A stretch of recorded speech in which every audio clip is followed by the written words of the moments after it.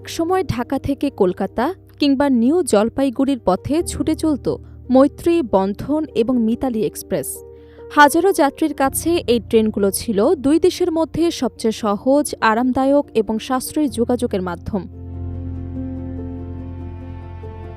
কিন্তু গত প্রায় 2 বছর ধরে থেমে আছে সেই রেল যোগাযোগ। এবার বাংলাদেশিদের জন্য ভারতের পর্যটন ভিসা আবারও চালু হওয়ায় নতুন করে আশার আলো দেখছেন ভ্রমণ পিপাসুরা। তাই এখন সবার মুখে একটাই প্রশ্ন, তবে কি আবারও রেললাইনে ফিরবে বাংলাদেশ ভারতের আন্তদেশীয় ট্রেন? কবে চালু হতে পারে মৈত্রী, বন্ধন এবং মিতালি এক্সপ্রেস? আর কি বলছে দুই দেশের সংশ্লিষ্ট কর্তৃপক্ষ?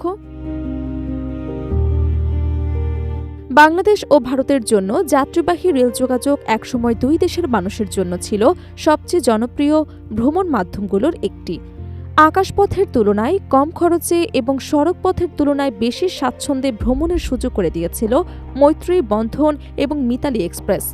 কিন্তু 2024 সালের জুলাই থেকে এই 3টি ট্রেনই বন্ধ রয়েছে। ফলে প্রায় 2 বছর ধরে দুই দেশের মধ্যে যাত্রীবাহী রেল যোগাযোগ পুরোপুরি স্থবির।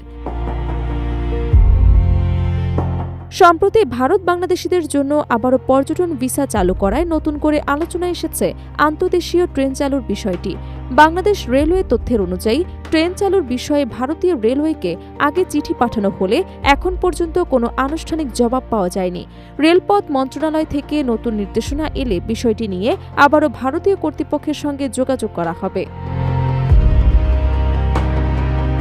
রেলওয়ে সূত্র বলছে, ট্রেন চালুর বিষয়টি মূলত নির্ভর করছে 3টি বিষয়: ভিসা সহজলভ্য হওয়া, পর্যাপ্ত যাত্রী নিশ্চিত হওয়া এবং সেবাটির বাণিজ্যিক লাভজনকতা। অর্থাৎ এটি কেবল রাজনৈতিক সিদ্ধান্ত নয়, বরং দুই দেশের অর্থনৈতিক বাস্তবতা এবং পারস্পরিক স্বার্থের সঙ্গেও সরাসরি সম্পর্কিত। আন্তর্জাতিক সম্পর্ক বিশেষজ্ঞদের মতে ভিসা প্রক্রিয়া সহজ বলে যাত্রী বাড়বে, আর যাত্রী বাড়লে ব্যবসায়িক কারণে ট্রেন চালু করার আগ্রহ তৈরি হবে। বাংলাদেশ ও ভারতের মধ্যে আন্তর্জাতিক যাত্রীবাহী ট্রেন চলাচলের ইতিহাসও বেশ সমৃদ্ধ। 2018 সালের 14 এপ্রিল চালু হয় মৈত্রী এক্সপ্রেস, যা ঢাকা ক্যান্টনমেন্ট থেকে কলকাতার মধ্যে চলাচল শুরু করে। এরপর 2017 সালে চালু হয় খুলনা কলকাতা রুটের বন্ধন এক্সপ্রেস। আর 2021 সালে উদ্বোধনের পর 2022 সালে বাণিজ্যিকভাবে যাত্রা শুরু করে মিতালি এক্সপ্রেস, যা ঢাকা থেকে ভারতের নিউ জলপাইগুড়ি পর্যন্ত চলাচল করত।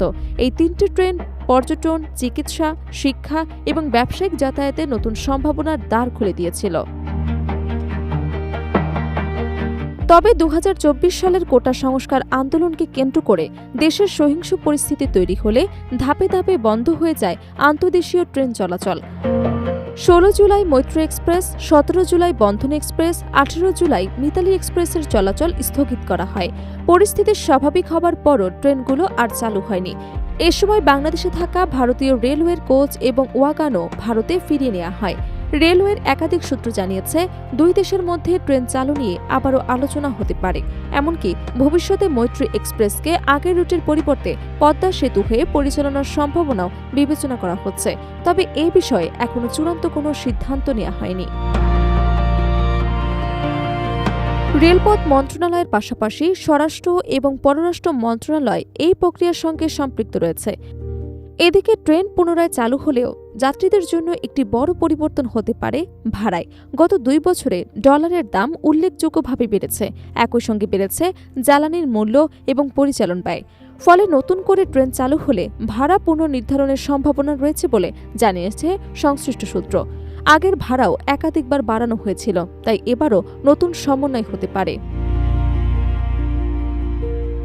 অন্যদিকে ভারতের পর্যটন ভিসা চালু হলেও আবেদনকারীর সংখ্যা এখনও প্রত্যাশিত পর্যায়ে পৌঁছায়নি।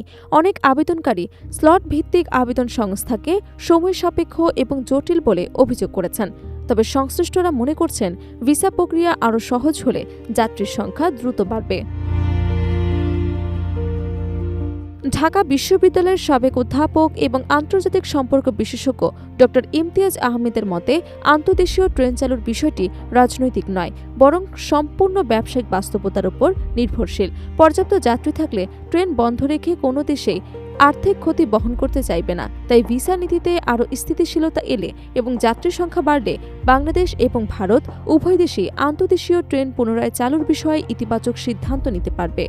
এখন শুধু দুই দেশের আনুষ্ঠানিক আলোচনার অগ্রগতির দিকে তাকিয়ে আছেন হাজারো ভ্রমণপ্রেমী।